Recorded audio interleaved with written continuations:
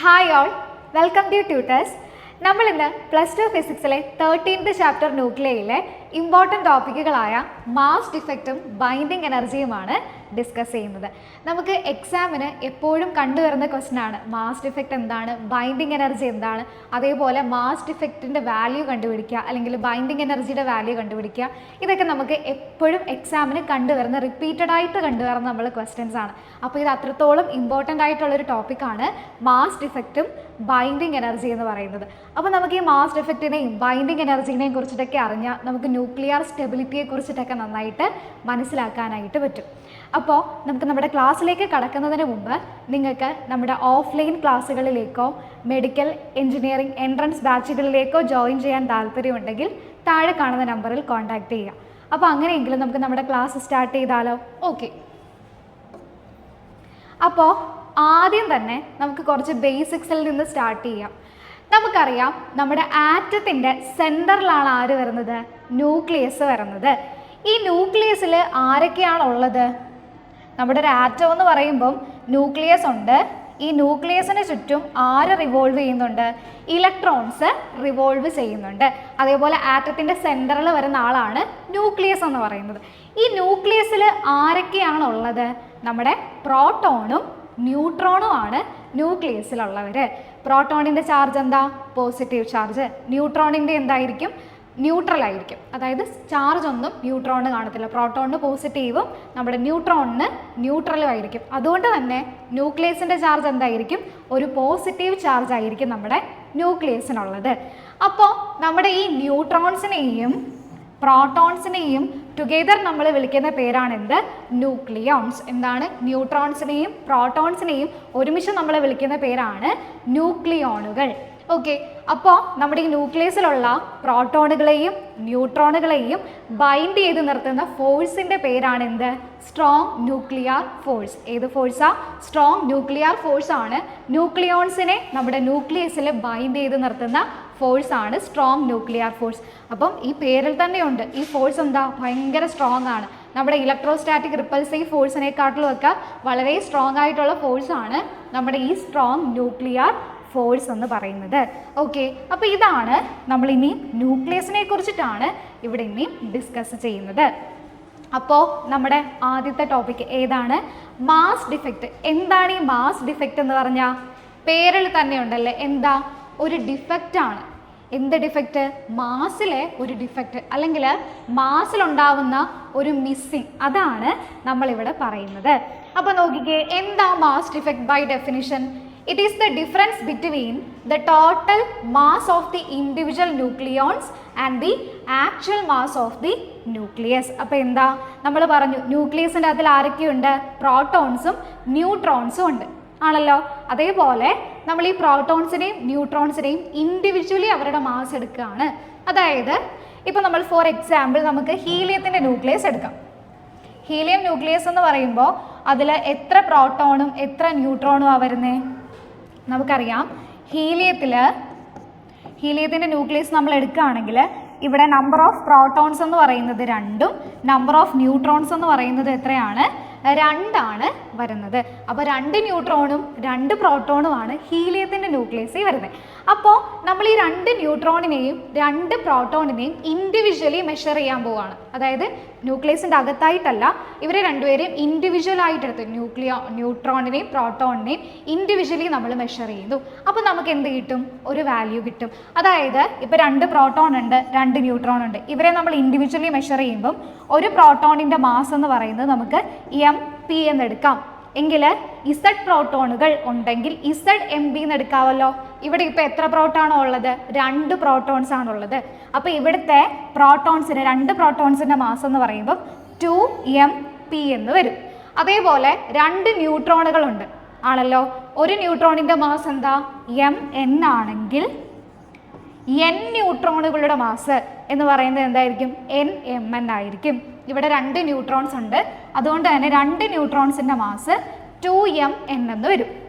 എന്നിട്ട് നമ്മൾ ഇതിനെ രണ്ടുപേരെയും, അതായത് ഇപ്പം നമ്മൾ ഇൻഡിവിജ്വലി ആണ്, ഇവർ ന്യൂക്ലിയസിൻ്റെ അകത്തിൽ ബൈൻഡഡ് അല്ലാതെ ഇൻഡിവിജ്വലി നമ്മൾ മാറ്റിയിട്ടാണ് ഇവരെ മെഷർ ചെയ്യുന്നത് ഇവിടെ. അപ്പോൾ നമുക്ക് എന്ത് കിട്ടും? ഇവിടെ ഒരു മാസിൻ്റെ ഒരു വാല്യൂ കിട്ടും. ദാറ്റ് വിൽ ബി എന്തായിരിക്കും? ZMB പ്ലസ് NMN എന്നായിരിക്കും കിട്ടുന്നത്. Z എന്താ? പ്രോട്ടോൺസിൻ്റെ നമ്പർ. ക്യാപിറ്റൽ N എന്താ? ന്യൂട്രോൺസിൻ്റെ നമ്പർ. ഇനിയും നമ്മൾ ഇവരെ ന്യൂക്ലിയസിൻ്റെ അകത്ത് കൺസിഡർ ചെയ്യുകയാണ്. അതായത് നമ്മൾ ഇനി ഇവരുടെ ന്യൂക്ലിയസിൻ്റെ മാസ് എടുക്കുകയാണ്. ഇപ്പോൾ ന്യൂക്ലിയസ് എന്ന് പറയുമ്പോൾ അതിൻ്റെ അകത്തിൽ നമ്മുടെ ഈ ന്യൂട്രോണും പ്രോട്ടോണുകളും ഒക്കെ എന്താണ്? ബൈൻഡഡ് ആണ്. ആ കേസാണ് നമ്മൾ രണ്ടാമത് എടുക്കുന്നത്. അപ്പോൾ നമ്മുടെ ന്യൂക്ലിയസിൻ്റെ അകത്തിൽ വരുമ്പോൾ നമ്മൾ ഇതിൻ്റെ മാസ് എടുക്കുന്നത് ക്യാപിറ്റൽ M ആണെന്ന് വിചാരിക്കുക.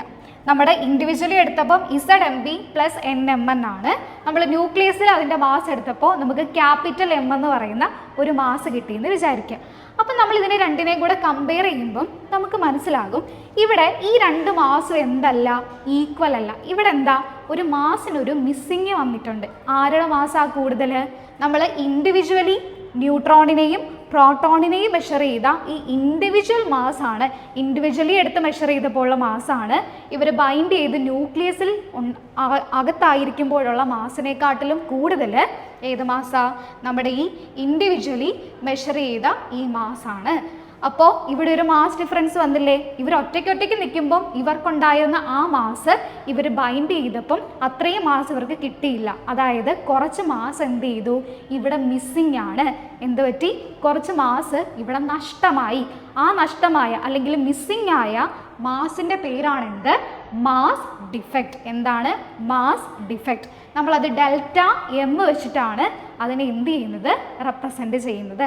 അങ്ങനെയെങ്കിൽ നമുക്ക് മാസ് ഡിഫക്റ്റിൻ്റെ എക്സ്പ്രഷൻ എങ്ങനെ, നമുക്ക് മാസ് ഡിഫക്റ്റിൻ്റെ ഫോർമുല അല്ലെങ്കിൽ എക്സ്പ്രഷൻ എങ്ങനെയാണെന്ന് നോക്കിയാലോ. മാസ് ഡിഫക്റ്റിനെ റെപ്രസെൻറ്റ് ചെയ്യുന്നത് ഏത് ലെറ്റർ വെച്ചിട്ടാണ്? ഡെൽറ്റ M വെച്ചിട്ടാണ് നമ്മൾ മാസ് ഡിഫക്റ്റിനെ റെപ്രസെൻറ്റ് ചെയ്യുന്നത്. Mass defect delta M equal ആരുടെയൊക്കെ ഡിഫറൻസാ? നമ്മുടെ ന്യൂക്ലിയോണിനെ ഇൻഡിവിജ്വലി എടുക്കുമ്പം അവർക്കൊരു മാസ് കിട്ടും. ആ മാസ് എങ്ങനെയാണെന്ന് നമ്മൾ പറഞ്ഞത്? Number of protons into mass of proton plus number of neutrons into mass of neutron. ഇതാണ് ഇൻഡിവിജ്വലി ഇവർക്ക് എടുക്കുമ്പോൾ കിട്ടുന്ന മാസ്. മൈനസ് എന്താണ്? The actual mass of nucleus. ന്യൂക്ലിയസിൻ്റെ അകത്ത് അവർ ബൈൻഡഡ് ആയി കഴിയുമ്പോൾ അവർക്കുള്ള മാസാണ് ക്യാപിറ്റൽ M. അപ്പോൾ ഇൻഡിവിജ്വൽ മാസ് മൈനസ് ന്യൂക്ലിയസിൻ്റെ മാസ്, ആക്ച്വൽ ന്യൂക്ലിയസിൻ്റെ മാസ് ചെയ്താൽ നമുക്ക് എന്ത് കിട്ടും? ഒരു മാസ് ഡിഫക്റ്റ്. അതായത് ഒരു കുറഞ്ഞ ഒരു മാസ് അവിടെ ബാക്കി വരും. ആ മാസിൻ്റെ പേരാണ് എന്ത്?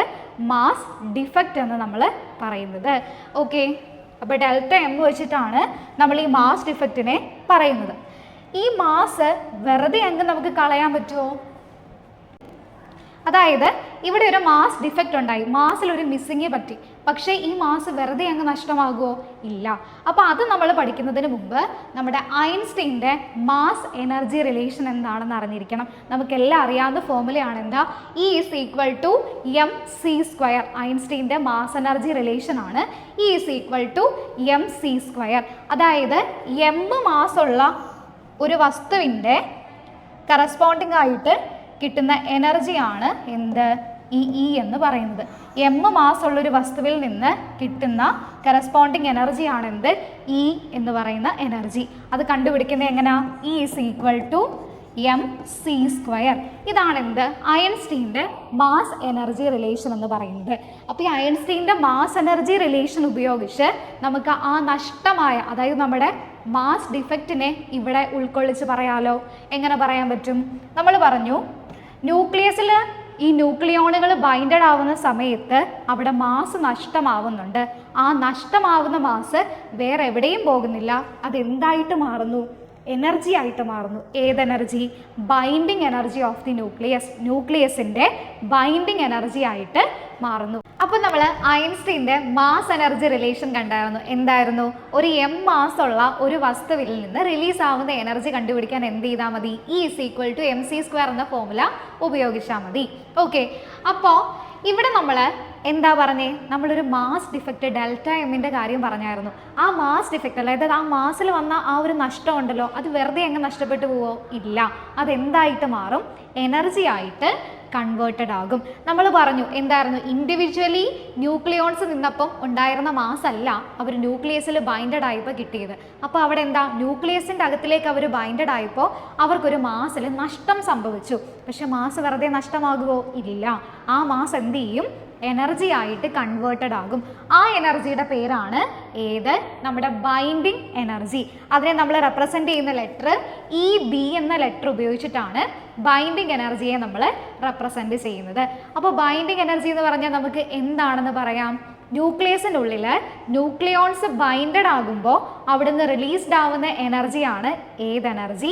നമ്മുടെ ബൈൻഡിങ് എനർജി എന്ന് പറയുന്നത്. അല്ലെങ്കിൽ നമുക്ക് ഈ ബൈൻഡിങ് എനർജിയെ മറ്റൊരു രീതിയിൽ പറയാം. എങ്ങനെയാ അത്? നമ്മൾ ന്യൂക്ലിയസിലേക്ക് ഒരു ബൈൻഡിങ് എനർജി ന്യൂക്ലിയസിന് അങ്ങോട്ടേക്ക് കൊടുക്കുകയാണ്. അപ്പോൾ ന്യൂക്ലിയസ് എന്ത് ചെയ്യും? അതിൻ്റെ കോൺസ്റ്റിറ്റ്യുവൻ്റ് പാർട്ടിക്കിൾസ് ആയ നമ്മുടെ ന്യൂക്ലിയോൺസും ന്യൂട്രോൺസും പ്രോട്ടോൺസുമായിട്ട് ബ്രേക്ക് ആവും. ആ എനർജിയുടെ പേരാണ് എന്ത്? Binding energy. എങ്ങനെ പറയാം? നമ്മൾ ന്യൂക്ലിയസിലേക്ക് ഒരു എനർജി കൊടുക്കുന്നു. ആ എനർജി കാരണം ന്യൂക്ലിയസ് അതിൻ്റെ കോൺസ്റ്റിറ്റ്യുവൻ്റ് ന്യൂക്ലിയോണുകളായിട്ട് ബ്രേക്ക് ആകുവാണെങ്കിൽ ആ എനർജിയുടെ പേരാണ് എന്ത്? Binding energy. അപ്പം നമ്മൾ ബൈൻഡിങ് എനർജിയെ രണ്ട് രീതിയിലാണ് പറഞ്ഞത്. ഇനിയും ഈ ബൈൻഡിങ് എനർജിയുടെ ഫോർമുല നമുക്ക് എങ്ങനെ എഴുതാൻ പറ്റും? ബൈൻഡിങ് എനർജി നമ്മുടെ ഐൻസ്റ്റീൻ്റെ മാസ് എനർജി റിലേഷൻ പ്രകാരം m മാസ് ഉള്ളൊരു വസ്തുവിന് റിലീസ് ആവാൻ പറ്റുന്ന, അല്ലെങ്കിൽ m മാസ് ഉള്ളൊരു വസ്തുവിന് കറസ്പോണ്ടിങ് ആയിട്ടുള്ള എനർജിയാണ് E = mc². എങ്കിൽ ഇവിടെ നമുക്ക് അധികം വന്ന ഈ ഒരു മാസ് ഡിഫക്റ്റ് Δm എന്ന് പറയുന്ന മാസ് ഡിഫക്റ്റിന് കറസ്പോണ്ടിങ് ആയിട്ട് അവിടെ റിലീസ്ഡ് ആവാൻ പറ്റുന്ന എനർജി എന്തായിരിക്കും? ഐൻസ്റ്റീൻ്റെ മാസ് എനർജി റിലേഷൻ പ്രകാരം അതെന്ന് പറയുന്നത് E = mc² പ്രകാരം എമ്മിന് പകരം ഇവിടെ എന്താ? Δm ആണുള്ളത്. അപ്പോൾ എങ്ങനെ എഴുതാം? Binding energy EB = Δmc². ഇതാണ് നമ്മുടെ ബൈൻഡിങ് എനർജിയുടെ ഫോർമുല എന്ന് പറയുന്നത്. അപ്പോൾ ബൈൻഡിങ് എനർജി എന്തായെന്ന് ക്ലിയർ ആയോ? ഓക്കെ. എങ്കിൽ അടുത്തതാണ് നമ്മുടെ ബൈൻഡിങ് എനർജി പെർ ന്യൂക്ലിയോൺ എന്ന് പറയുന്നത്. അപ്പോൾ നമുക്ക് ഈ ബൈൻഡിങ് എനർജിയെ മാത്രം വെച്ചുകൊണ്ട് ഒരു ന്യൂക്ലിയസിൻ്റെ സ്റ്റെബിലിറ്റി നമുക്ക് എക്സ്പ്ലെയിൻ ചെയ്യാൻ പറ്റത്തില്ല. അതായത് ബൈൻഡിങ് എനർജി എന്ന ടേം അല്ലെങ്കിൽ ബൈൻഡിങ് എനർജി മാത്രം നമുക്കറിയാമെങ്കിൽ ന്യൂക്ലിയസ് അത്ര സ്റ്റേബിൾ ആണോ അല്ലെങ്കിൽ സ്റ്റെബിലിറ്റി കുറവാണോ എന്ന് നമുക്ക് പറയാൻ പറ്റത്തില്ല. അതിന് നമുക്ക് മറ്റൊരു ടേമാണ് വേണ്ടത്, മറ്റൊരു ക്വാണ്ടിറ്റി ആണ് വേണ്ടത്. അതാണ് എന്ത്? Binding energy per nucleon. ഓരോ ന്യൂക്ലിയോണുകൾക്കും കിട്ടുന്ന ബൈൻഡിങ് എനർജി അറിഞ്ഞിരുന്നാൽ നമുക്ക് എന്ത് പറയാം? ആ ന്യൂക്ലിയസ് സ്റ്റേബിൾ ആണോ അൺസ്റ്റേബിൾ ആണോ എന്ന് പറയാനായിട്ട് പറ്റും. അപ്പോൾ ബൈൻഡിങ് എനർജി പെർ ന്യൂക്ലിയോൺ ആണ് എന്ത്? നമ്മുടെ ന്യൂക്ലിയർ സ്റ്റെബിലിറ്റിയെ കുറിച്ചിട്ട് പറയാനായിട്ട് നമ്മൾ ഉപയോഗിക്കുന്നത് ബൈൻഡിങ് എനർജി പെർ ന്യൂക്ലിയോൺ ആണ്. ഓരോ ന്യൂക്ലിയോൺസിനും കിട്ടുന്ന ബൈൻഡിങ് എനർജി, അതാണ് എന്ത്? Binding energy per nucleon. അപ്പോൾ ഈ ബൈൻഡിങ് എനർജി പെർ ന്യൂക്ലിയോൺ കൂടുതലാണെങ്കിൽ എന്ത് കൂടുതലായിരിക്കും?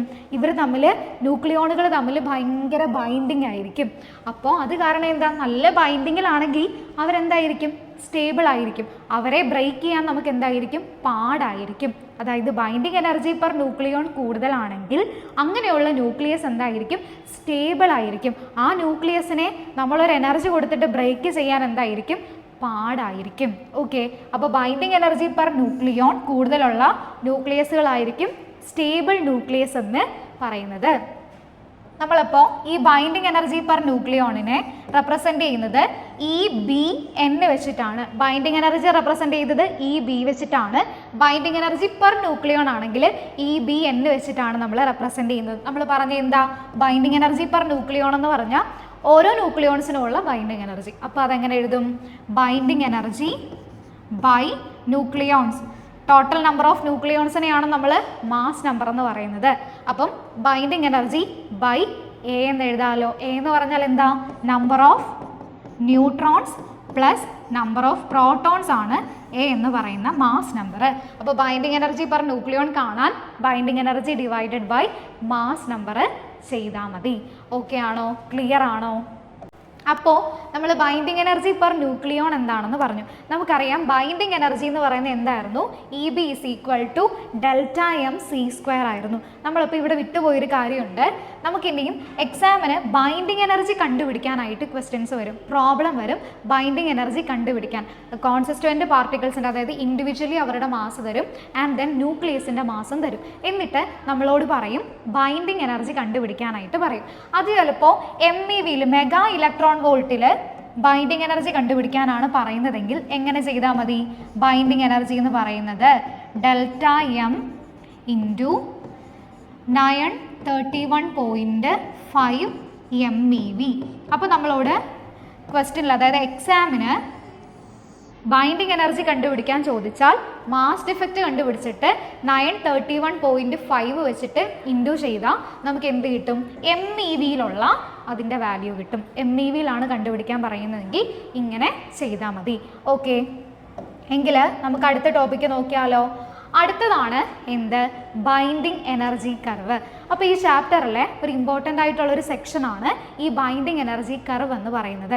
അപ്പോൾ ഈ ബൈൻഡിങ് എനർജി കർവിൽ നമ്മൾ 2 കാര്യങ്ങളാണ് എടുക്കുന്നത്, മാസ് നമ്പറും അതേപോലെ ബൈൻഡിങ് എനർജി പെർ ന്യൂക്ലിയോണും. ബൈൻഡിങ് എനർജി അല്ല, binding energy per nucleon in the Y ആക്സിസും mass number in the X ആക്സിസും. ഇങ്ങനെയാണ് നമ്മളിവിടെ കർവ് പ്ലോട്ട് ചെയ്യാൻ വേണ്ടിയിട്ട് എടുക്കുന്നത്. ബൈൻഡിങ് എനർജി പെർ ന്യൂക്ലിയോൺ എടുക്കുന്നത് എന്തുകൊണ്ടാണ്? ബൈൻഡിങ് എനർജി പെർ ന്യൂക്ലിയോൺ ആണ് സ്റ്റെബിലിറ്റിയെ കുറിച്ചിട്ട്, ഒരു ആറ്റത്തിൻ്റെ സ്റ്റെബിലിറ്റിനെ കുറിച്ച്, ഒരു ന്യൂക്ലിയയുടെ സ്റ്റെബിലിറ്റിനെ കുറിച്ചിട്ട് പറയുന്നത് ആരാണ്? ബൈൻഡിങ് എനർജി പെർ ന്യൂക്ലിയോൺ ആണ്.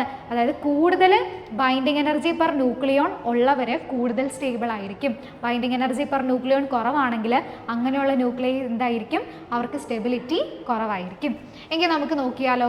ഇതാണ് നമ്മുടെ ബൈൻഡിങ് എനർജി പെർ ന്യൂക്ലിയോൺ അല്ലെങ്കിൽ ബൈൻഡിങ് എനർജിയുടെ കർവാണ് ഇവിടെ പ്ലോട്ട് ചെയ്തിരിക്കുന്നത്. അപ്പോൾ ഇവിടെ നോക്കിക്കേ, നമ്മുടെ ഹൈഡ്രജൻ്റെ ഡ്യൂട്ടീരിയവും ട്രിഷ്യവും ലിഥിയവും ഇങ്ങനെയാണ് നമ്മൾ ആ ഗ്രാഫ് പ്ലോട്ട് ചെയ്യുന്നത്. അതായത് ലൈറ്റർ മാസുകൾ ആദ്യം എന്താ, മാസ് കൂടുന്നതനുസരിച്ചിട്ട് ഒരു സ്റ്റീപ്പർ കർവ് ഉണ്ടാവുന്നു. എന്നിട്ട് ഏകദേശം ഇവിടെ വരുമ്പോൾ എവിടെയാണ് നമ്മുടെ 30 മാസ് നമ്പറും, ഇതാ ഇവിടെ 30 മാസ് നമ്പറും അതേപോലെ ഒരു 170 മാസ് നമ്പറിൻ്റെയും ഇടയിൽ നമുക്ക് എന്ത് കിട്ടുന്നു? ഏകദേശം ഒരു കോൺസ്റ്റൻറ്റ് ബൈൻഡിങ് എനർജി പെർ ന്യൂക്ലിയോണിൻ്റെ വാല്യൂ കിട്ടുന്നു. ഏകദേശം ഒരു ഇവിടെ ഏകദേശം ഒരു കോൺസ്റ്റൻറ്റ്, അതായത് ആവറേജ് എടുക്കുമ്പോൾ ഒരു 8 MeV ഒക്കെ വരുന്ന ഒരു constant binding energy per nucleon കിട്ടുന്നു.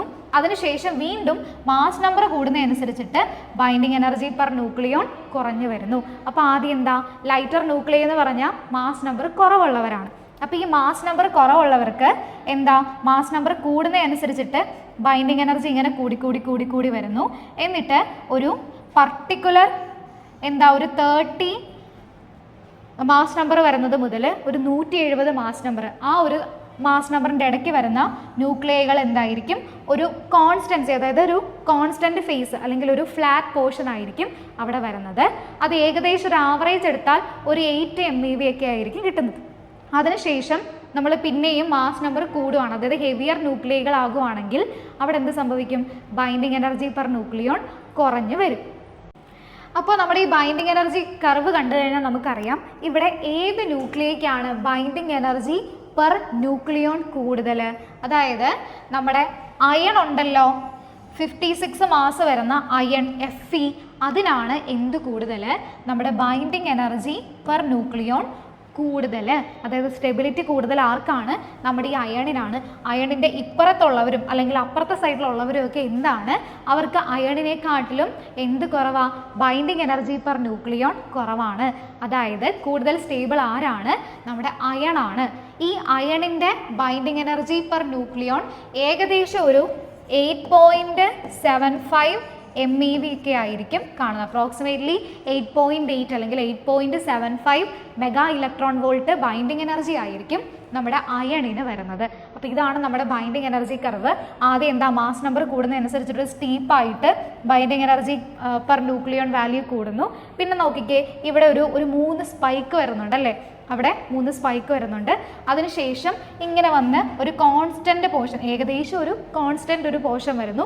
അതിനുശേഷം പിന്നെയും മാസ് നമ്പർ കൂടുന്നതനുസരിച്ചിട്ട് അതിൻ്റെ വാല്യൂ എന്ത് ചെയ്യുന്നു? കുറഞ്ഞു വരുന്നു.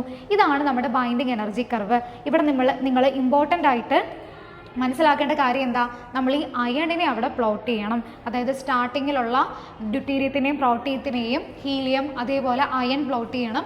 ആൻഡ് ദെൻ യുറേനിയം ഒക്കെ പ്ലോട്ട് ചെയ്തിട്ട് കാണിക്കണം. യുറേനിയം എന്ന് പറഞ്ഞാൽ എന്താ, ഹെവിയർ ന്യൂക്ലിയർ ആണ്.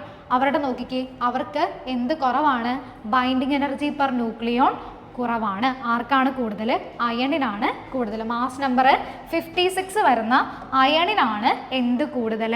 നമ്മുടെ ബൈൻഡിങ് എനർജി പെർ ന്യൂക്ലിയോൺ കൂടുതൽ. അതായത് കൂടുതൽ എനർജി നമ്മൾ ആർക്ക് കൊടുക്കണം? നമ്മുടെ ഈ അയണിന് കൊടുത്താലേ അയൺ അതിൻ്റെ അയണിൻ്റെ ന്യൂക്ലിയസ് അതിൻ്റെ കോൺസിസ്റ്റുവൻ്റ് പാർട്ടിക്കിളുകളായിട്ട് ബ്രേക്ക് ആയിട്ട് പോകത്തുള്ളൂ. അപ്പോൾ സ്റ്റെബിലിറ്റി ആർക്ക് കൂടുതലാണ്? അയണിൻ്റെ ന്യൂക്ലിയക്ക് എന്താണ്? ഭയങ്കര സ്റ്റെബിലിറ്റി കൂടുതലാണ്. ഓക്കെ, അപ്പോൾ ഇതാണ് നമ്മുടെ ബൈൻഡിങ് എനർജി കർവ് എന്ന് പറയുന്നത്. ഇനിയും ഈ ബൈൻഡിങ് എനർജി കർവിൽ നമ്മൾ എന്തൊക്കെയാണ് ഒബ്സർവ് ചെയ്തേ നോക്കണ്ടേ.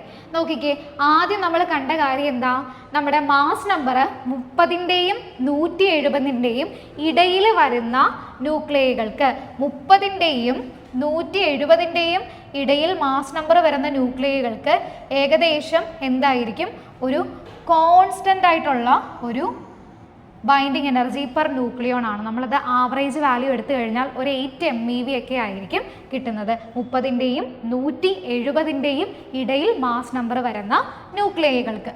പിന്നെന്താ നമ്മൾ കാണുന്നത്, മാക്സിമം ആർക്കാ ഉള്ളത്, അയണിനാണ്. നമ്മൾ കണ്ടതാണ്, ഓൾറെഡി നമ്മൾ കണ്ടതാണ്, അയണിനാണ് ഏറ്റവും കൂടുതൽ. അതായത് 56 മാസ് നമ്പർ വരുന്ന നമ്മുടെ അയണിനാണ് എന്ത് കൂടുതൽ, നമ്മുടെ ബൈൻഡിങ് എനർജി പെർ ന്യൂക്ലിയോൺ ഏറ്റവും കൂടുതൽ.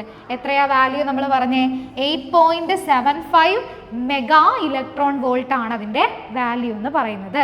പിന്നെ അടുത്ത എന്താ, നമ്മുടെ ബൈൻഡിങ് എനർജി പെർ ന്യൂക്ലിയോൺ ആർക്ക് കുറവാ, നമ്മൾ ഓൾറെഡി കണ്ടതാണ്, ലൈറ്റർ ന്യൂക്ലിയകൾക്ക്. അതായത് നമ്മുടെ ഹൈഡ്രജൻ, ഹീലിയം പോലുള്ള ലൈറ്റർ ന്യൂക്ലിയ ഉണ്ടോ, ഇവർക്കൊക്കെ എന്താണ് binding energy per nucleon value കുറവാണ്.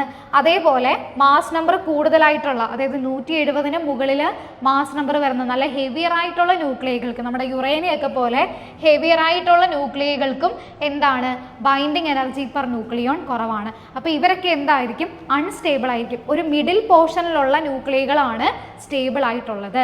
നമ്മുടെ ഈ വശത്തുള്ളവരും അല്ലെങ്കിൽ ആ കൂടിയ ഹെവിയർ ന്യൂക്ലിയകളും ലൈറ്റർ ന്യൂക്ലിയകൾക്കും എന്തായിരിക്കും, സ്റ്റെബിലിറ്റി താരതമ്യേന എന്തായിരിക്കും, കുറവായിരിക്കും. ഈ മിഡിൽ പോർഷനിൽ വരുന്നവർക്കായിരിക്കും എന്ത് കൂടുതൽ, സ്റ്റെബിലിറ്റി കൂടുതൽ. കാരണം എന്താ, അവർക്കാണ് ബൈൻഡിങ് എനർജി പെർ ന്യൂക്ലിയോൺ കൂടുതലായിട്ടുള്ളത്.